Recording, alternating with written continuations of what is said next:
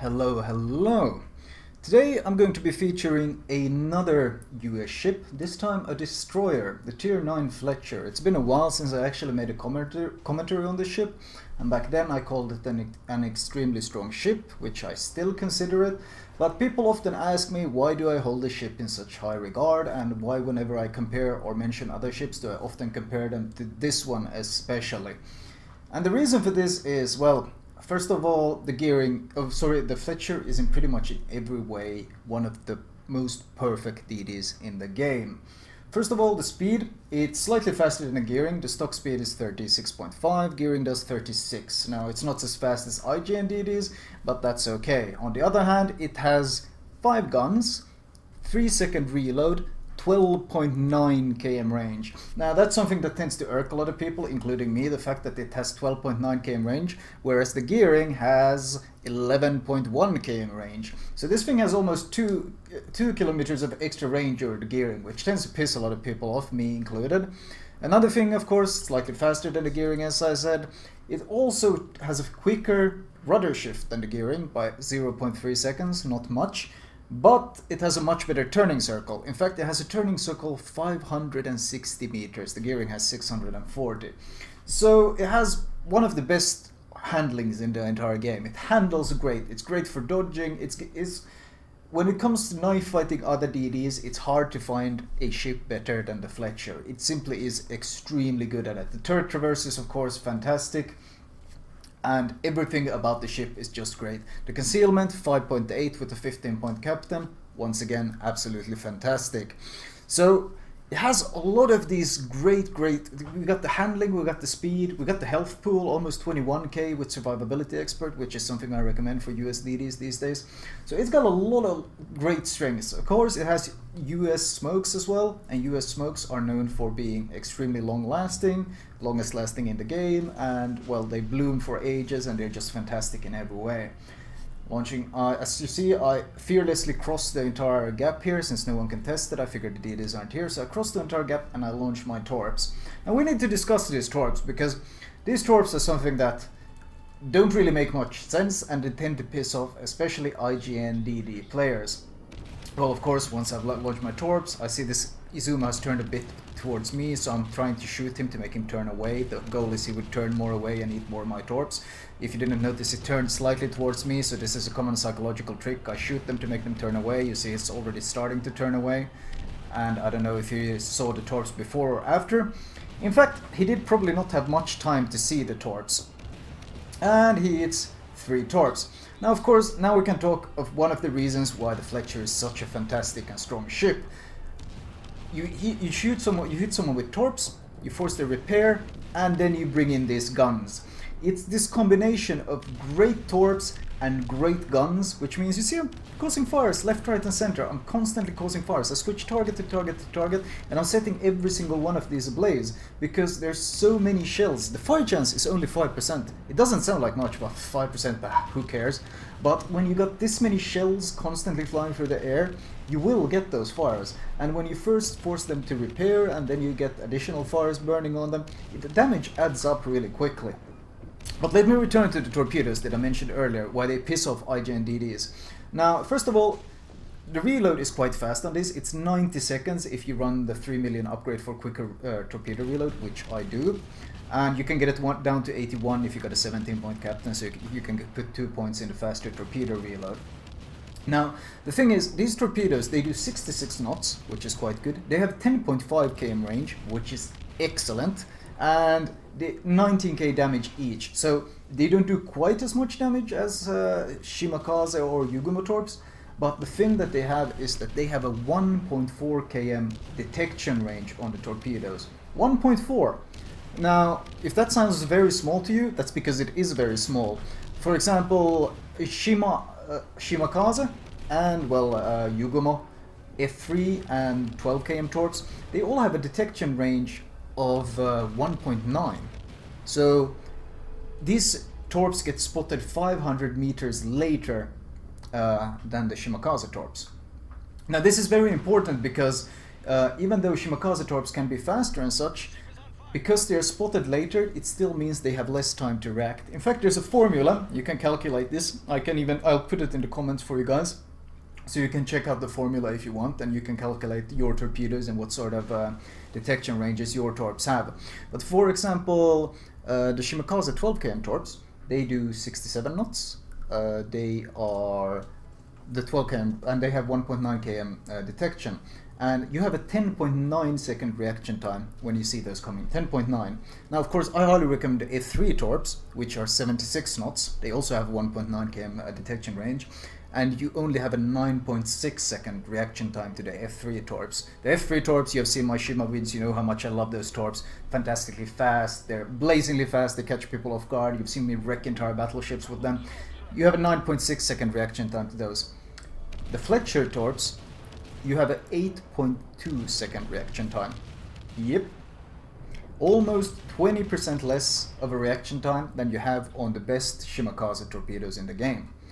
And you see, that's why people tend to get pretty pissed, because not only do they have 10.5 km range, which is more than you get on Shimakaze F3 torps, but they are also significantly harder to detect than the Shimakaze torps. And there's a good reason people are pretty pissed about that. In fact, there's a lot of people who are kind of annoyed about how good the Fletcher is, especially compared to the gearing. In fact, there's plenty of people, back when turret destruction was still an issue, you saw plenty of people who never even bought the gearing, or they had it and then they sold it and rebought the Fletcher, because the Fletcher was considered such a superior ship. Now, the Fletcher is still considered such a great ship that people don't really want to get the gearing. I mean, it feels clumsy. You lose so much maneuverability. It becomes clumsier to handle. You become bigger. The torpedo reload becomes much bigger. In return, you gain like 16 km range, but it's pretty useless to have that much range on the gearing. So a lot of people tend to stick to the Fletcher, and for a good reason. Those torpedoes are fantastic. Being able, I mean, of course, the thing is that those reaction times sound very small, but you need to remember you add stuff like vigilance to them, and if you add vigilance to Fletcher torps, well, then the reaction times goes from 8.2 seconds to 10.2. But if you add vigilance to Shimakaze 12 km torps, then the reaction time goes from 10.9 to 13.6 seconds, and 13.6 is almost a lifetime. Like, cruisers have such an easy time dodging those kind of torpedoes. You saw that cruiser there, that Mayoko? He couldn't even dodge my volley, he couldn't dodge my torps, he still ate one. And they still deal heavy, massive damage. So that is why this combination of these incredibly stealthy, quick reloading torpedoes and this massive firepower, this constant non-stop firepower, and this great maneuverability, which means it's a great knife fighter, great at dealing with other DDs, all of these things combined make the Fletcher. And that's why the Fletcher is so highly valued. It's so highly valued by pretty much everyone who plays DDs. Fletcher, a well-played Fletcher is one of the scariest beasts in the game, and for a good reason. I mean, even carriers, once again, it has another feature, of course, which is defensive AA. So if you get harassed by a carrier, the AA is actually surprisingly good on it. So if a carrier decides to focus you, well, you still got defensive AA to hide behind. You can pop defensive AA as you slow down into a smoke, and then when the smoke is up, well, good luck getting you out of there. He's going to have to hover his planes literally at almost 2 minutes above you. No, he's actually going to have to hover in 2 minutes above you to get to you. So you can waste so much of his time, and you have so much time to get back up. You have all these escapes, and it's fantastic. I mean, this Torpedoes is probably expecting torps, but he doesn't have enough time really to react, and while I'm waiting for him, well, I'm putting fires on other guys, because I know he's going to burn his repair. He's probably burned his repair now because he got flooding. You see, I got a fire on that other dude, but now I'm focusing on the Torpedoes since I know his repair is cooldown, so I'm just going to constantly hammer. You see how much... It doesn't look like much when it's just one shell here and there, but it's constant non-stop damage, and now we got the fires ticking, and he's very close, he's trying to shoot, but I'm already moving inside my own smoke, I'm kiting and juking. Another fire on him, let's just get some fires on the Gneiser now as well. I'm trying to keep the smoke between me and him.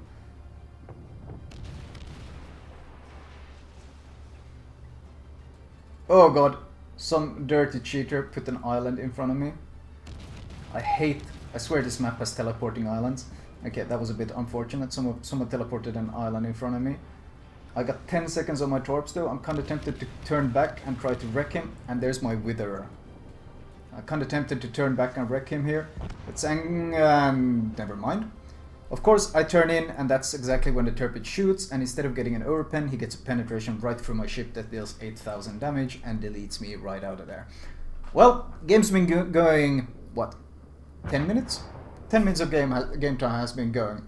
The game ended very quickly after this, and final score, 202,000 damage. I was about, what, 10 minutes I spent in the game, and look, I only hit 8 torps.